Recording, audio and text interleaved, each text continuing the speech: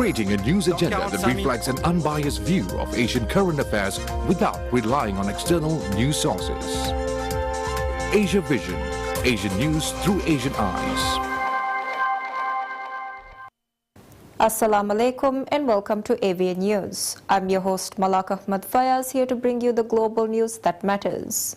In the next half hour, we'll cover everything from world politics to cultural insights. Stay tuned.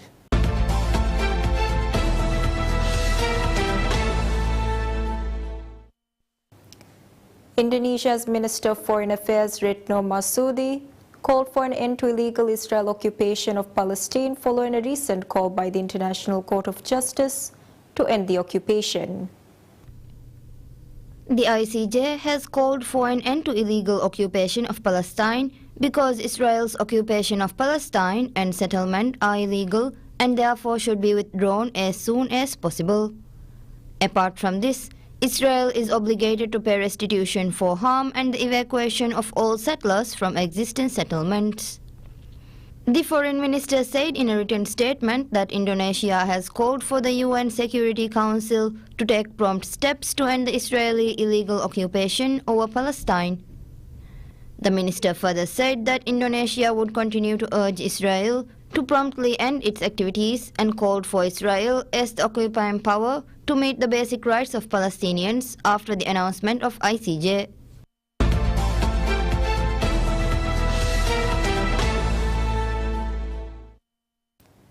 Palestinian factions signed Beijing declaration on ending schism and strengthening Palestinian solidarity after holding reconciliation talks in the Chinese capital city from July 21st to 23rd. A closing ceremony for the reconciliation talks was held on Tuesday morning. At the invitation of the Chinese side, representatives of 14 main Palestinian factions attended the reconciliation talks. This is the second round of the talks for the Palestinian factions in Beijing, following the first round in April. The Chinese Foreign Ministry has said multiple times that China always firmly supports the just case of the Palestinian people in restoring their legitimate national rights, supports Palestinian factions in realizing reconciliation through dialogue and consultation, and supports the achievement of Palestinian solidarity and unity as well as the establishment of an independent state of Palestine at an early date. The ministry said China will continue to make unremitting effort to this end.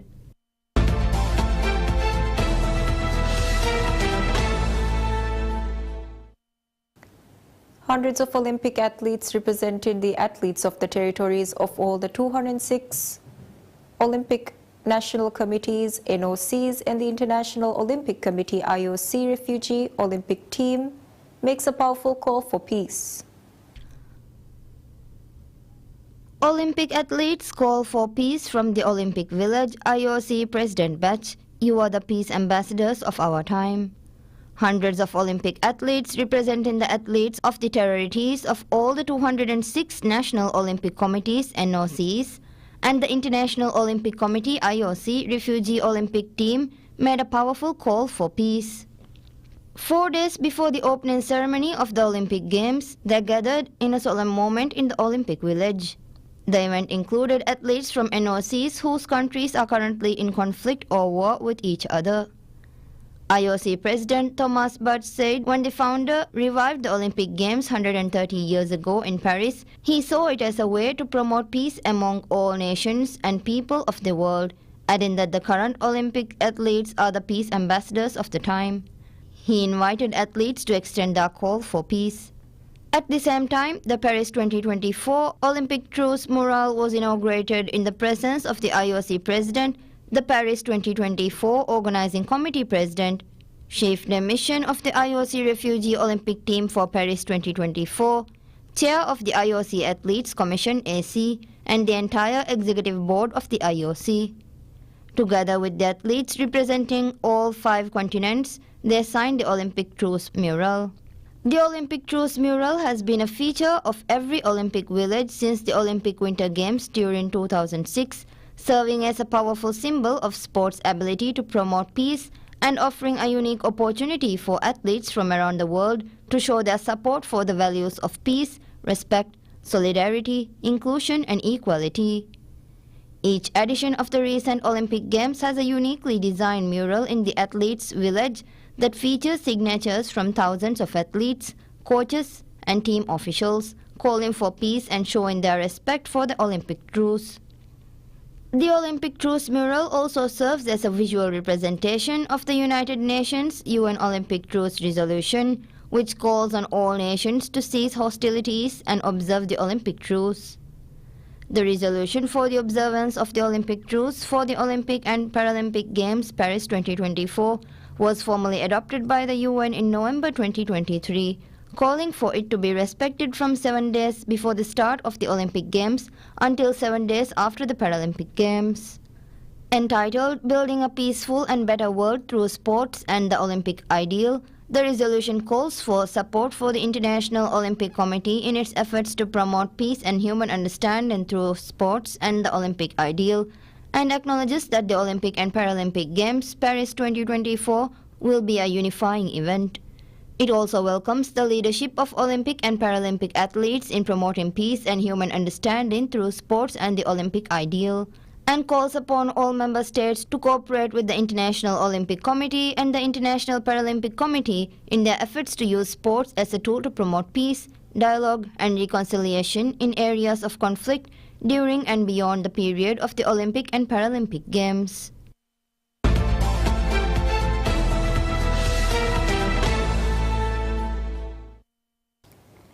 According to a new UN report, AIDS pandemic can be ended by 2030, but only if leaders boost resources and protect human rights now. Briefing on reporters on the report, the director of UNAIDS New York office said at the end of December 2030, 30.7 million people were accessing antiretroviral treatment, that is 7.7 million up from 2010, but still short of the 34 million target that they had for 2025. He added that due to the advances in treatment and the reductions of new infections, the number of deaths were reduced.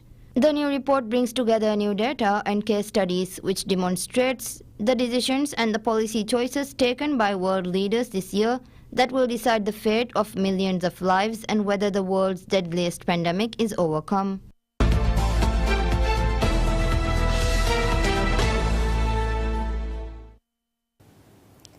China has established the world's biggest carbon market in terms of the coverage of greenhouse gas emissions, according to the progress report of China's Carbon Market 2024, released in central China's Wuhan city, Hubei province.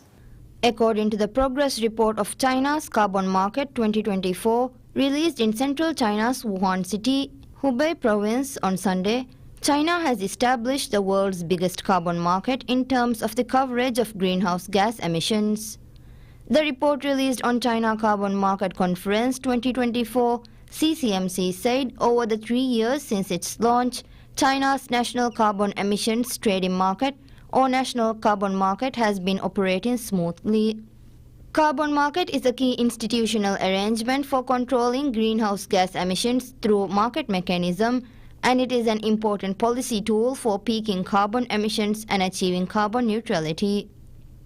The national carbon market was launched in July 2021 and has drawn participation of 2,257 key greenhouse gas dischargers. It covers an annual greenhouse gas emission of about 5.1 billion metric tons, representing over 40% of the national total. China's national carbon market has two separate markets. One imposes compulsory emission control and the other encourages voluntary social participation. With the issuance and the implementation of the interim rules on the administration of carbon emissions trading and the measures for the administration of carbon emissions trading for trial implementation, key steps of trading and related activities in the national carbon market were specified, as well as the legal responsibilities of various entities. A framework including carbon emissions data accounting, reporting and verification, allocation and surrender of quota, marketing, trading and regulation was basically established.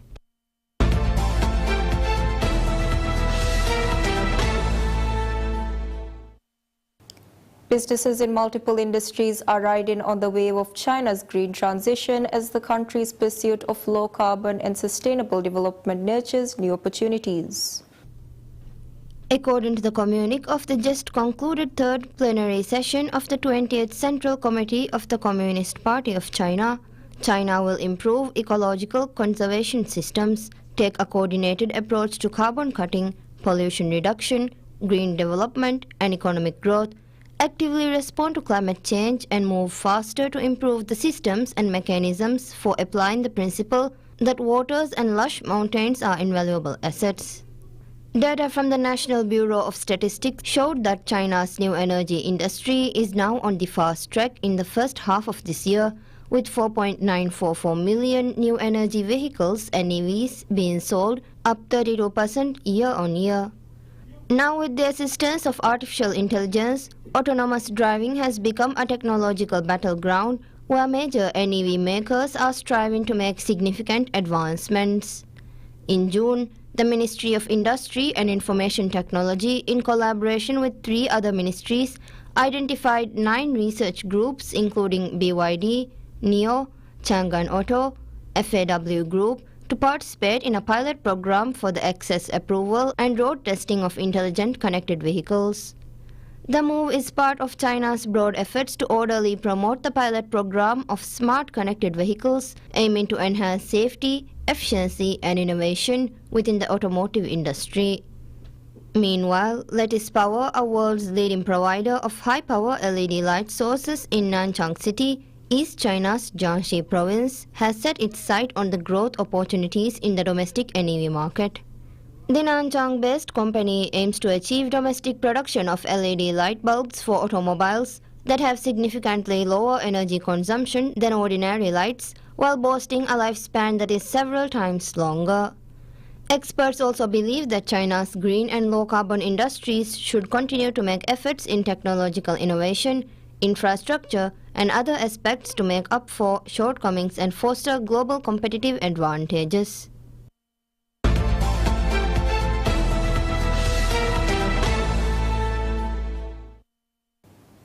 Mercury hit 39 degrees in eastern Japan last Monday. Scorching weather continued across Japan on Monday. The mercury rose to 39 degrees Celsius in some regions in Tochigi and Yamanashi prefectures in eastern Japan. Japanese weather officials say a high-pressure system near Japan's mainland is bringing sunny weather. They say the rainy season in northern Kyushu has ended. Intense sunshine started driving up temperatures across the country from the morning. The mercury rose to 39 degrees in some cities and districts of Japan. Heat stroke alerts have been issued for 39 out of 47 prefectures. The number of people taken to hospitals for heat stroke tends to rise when summer heat replaces the rainy season. People are advised to avoid going out as much as possible, stay in a cool indoor space using air conditioners, and take liquids and sodium. People are also advised to keep an eye on senior residents and infants, as they are more likely to suffer from heat strokes.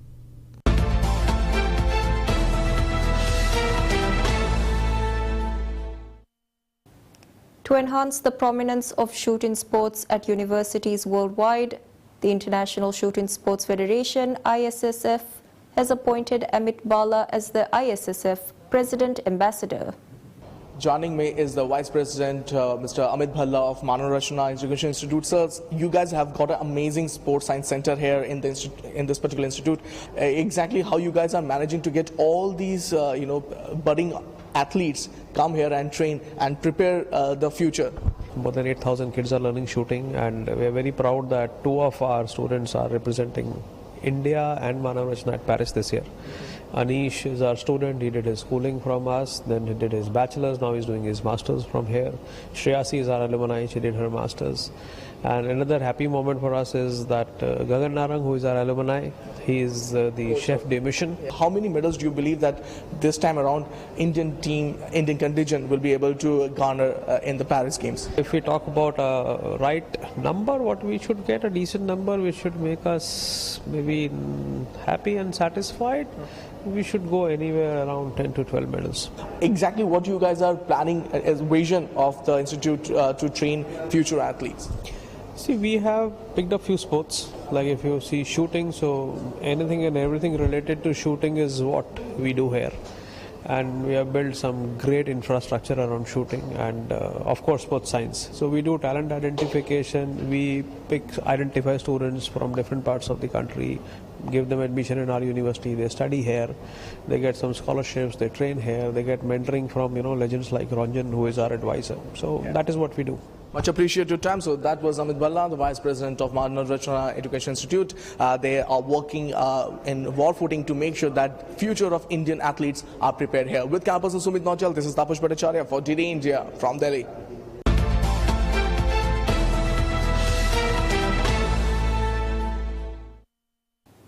Culture-themed tourism has been thriving in East China City, which is breathing fresh life into the traditional scenic sites and providing visitors with both sightseeing pleasure and spiritual cultivation. Culture-themed tourism has been thriving in East China, which is breathing fresh life into the traditional scenic sites and providing visitors with both sightseeing pleasure and spiritual cultivation. Nianhua Bay Park in the city has become a top tourist destination for its ambience of Zen, a kind of Buddhism culture which helps people to gain inner serenity and sobriety. The park, a project developed by a local state-owned enterprise, has been boosting the cultural and tourism sector by leveraging local culture and history. Business owners are attracting tourists by promoting ancient aesthetics, cultural and religious items, and lifestyle of refreshment. For those tired of the urban hustle and bustle, the park stores sell traditional Chinese goods where tourists can have immersive historical experiences. As handicrafts rank high among the most popular souvenirs, traditional craftsmanship is also in demand. Thanks to visitors flowing into the park, the spot is becoming a driver for the local economy.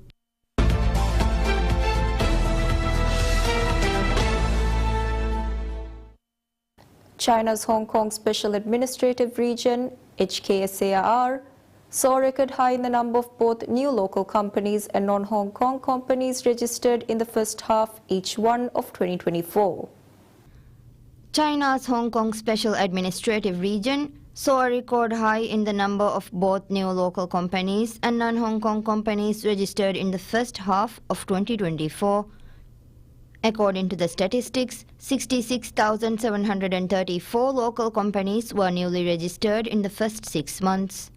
As of the end of June this year, the total number of local companies registered under the Companies Ordinance reached 1,440,935, a historical high. In addition, 501 non-Hong Kong companies established business in Hong Kong registered under the Companies Ordinance. The total number of registered non-Hong Kong companies reached 14,959 by the end of June 2024, also an all-time high. Meanwhile, there were 844 limited partnership funds and 371 open-ended fund companies in Hong Kong, up 32% year-on-year and 1.44 times respectively, reflecting the strong development momentum of the fund industry. As for the licensing of trust or company service providers, 324 new licenses were granted by the registry and the total number of licenses was 6,974 as of the end of June.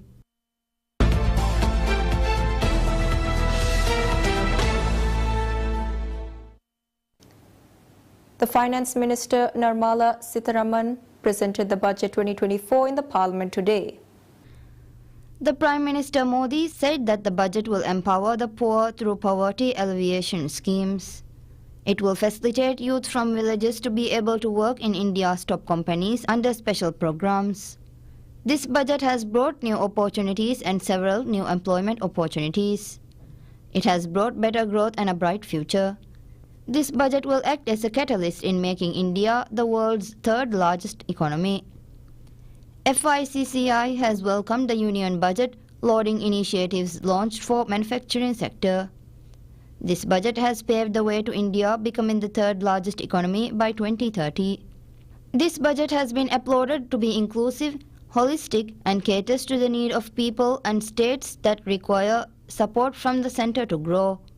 The allocation in the education sector, manufacturing, research, agriculture, space, etc. has all contributed in pushing the Indian economy to a new height. These moves and schemes will generate employment and will uplift the society as a whole.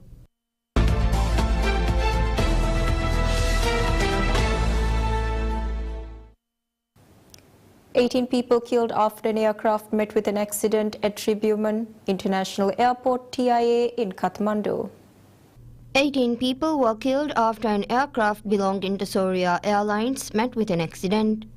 While taking off, it fell into a ditch in the east of the runway and crashed badly. The aircraft skidded off the runway and caught fire at around 11 a.m. while taking off from the airport. According to the Senior Superintendent of Police, SSP Dambar Bahadur BK, the bodies of 18 people on board got dispersed after the accident and are in the process of collecting them. He said that the retrieved bodies have been taken to TU Teaching Hospital for post-mortem. He said one of the crew members have been rescued alive. Nepal police confirms that one pilot and 3 passengers were rescued and 18 were dead. The pilot has been rescued with injuries. He has been taken to hospital for further treatment. There were 19 people on board the domestic airliner bound to Pokhara from Kathmandu. The plane, which was going to Pokhara with employees and technicians to repair the aircraft of Soria Airlines, crashed. Domestic flights have been affected at the TIA because of the incident. The Home Minister has also reached the incident site.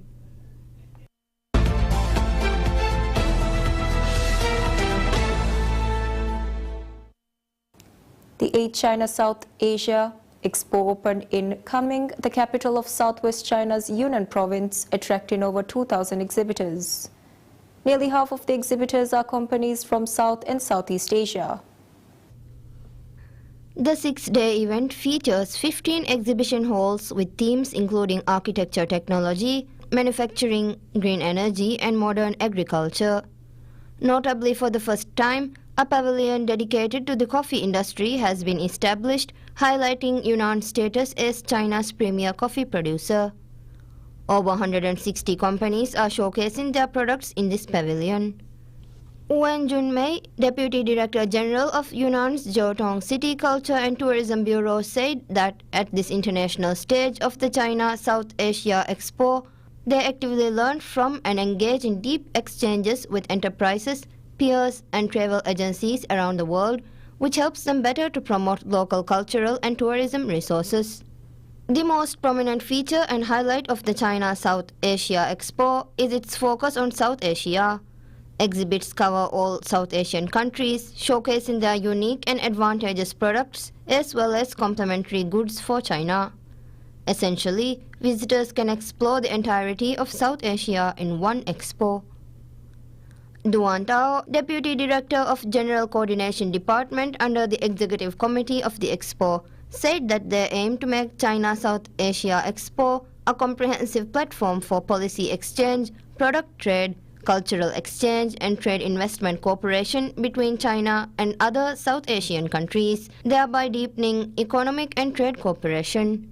The expo was first held in 2013. The same year, China put forward the Belt and Road Initiative.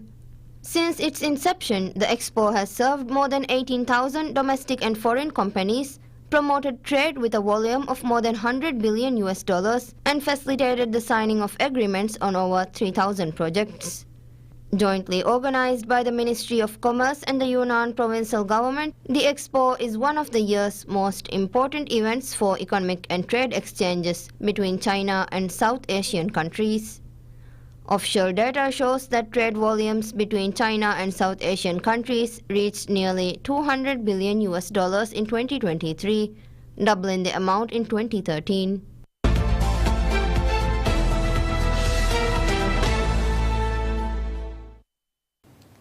India's Unified Payments Interface UPI has expanded into Europe. On February 2, 2024, UPI partnered with French digital payment platform Lyra, enable Indian tourists to use UPI at the Eiffel Tower. India's Unified Payment Interface UPI has extended its reach into Europe marking a significant step towards Indian Prime Minister Narendra Modi's vision of globalizing UPI. This year, on February 2nd, UPI collaborated with French digital payment platform Lyra to enable seamless and convenient payment experiences for Indian tourists in Europe. This monumental step was highlighted at the Eiffel Tower, one of the world's most iconic landmarks. Indian tourists visiting Paris have been booking their trips to the Eiffel Tower using UPI for the last 6 months, simplifying their payment process and enhancing their travel experience. Further solidifying UPI's presence in France, the platform went live on July 3rd. This addition provides Indian shoppers with a seamless digital payment option, reflecting the growing acceptance of UPI in global markets. This initiative is particularly beneficial during the Paris Olympic Games, offering Indian tourists a familiar and an efficient payment method abroad. Prime Minister Narendra Modi's vision of a digital India is not only transforming domestic landscapes, but is also making significant strides internationally.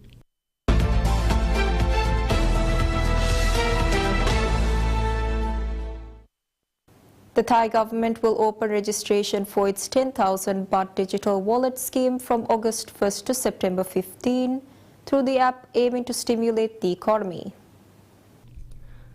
Officials are confident that funds will be available for use by the year end. Thailand's Deputy Prime Minister and Finance Minister said that Thailand has faced economic challenges for over a decade, with household debt rising to 90% of the GDP, or about 16.7 trillion baht. Businesses are struggling with declining sales and liquidity issues. The minister stated that the digital wallet initiative is necessary to boost consumer purchasing power alongside structural reforms to enhance national competitiveness. He projects 2.4% GDP growth in 2024. The government acknowledges increased borrowing to support citizens has pushed public debt close to 70% of the GDP ceiling, potentially rising from 12 trillion to 14 trillion baht. To be eligible for the scheme, applicants must be Thai citizens aged 16 or older by September 15, 2024, with an annual income not exceeding 840,000 baht for the 2023 tax year, and total bank deposits less than 500,000 baht as of March 31, 2024.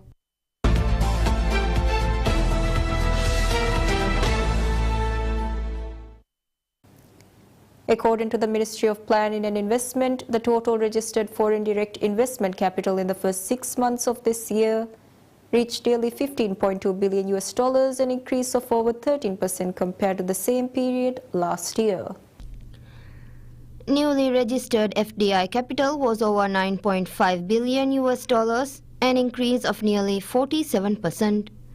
Not only is the capital source abundant, but the quality of investment capital in Vietnam has also increased sharply thanks to careful selection.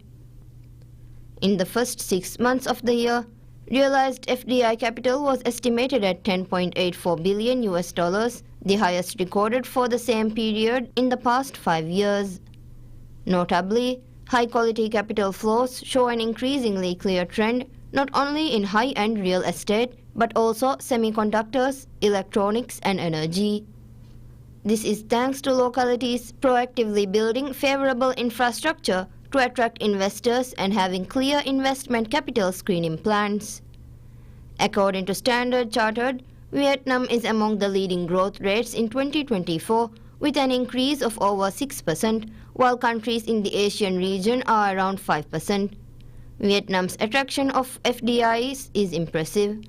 Investor confidence is very positive, so the Ministry of Planning and Investment expects FDI attraction for the whole year of 2024 to reach $39 to $40 billion, higher than in 2023.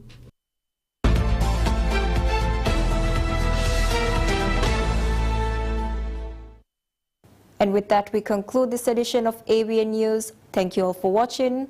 Hoping you all enjoyed the stories and insights we shared. From all of us here in PSM News, we bid you a good night.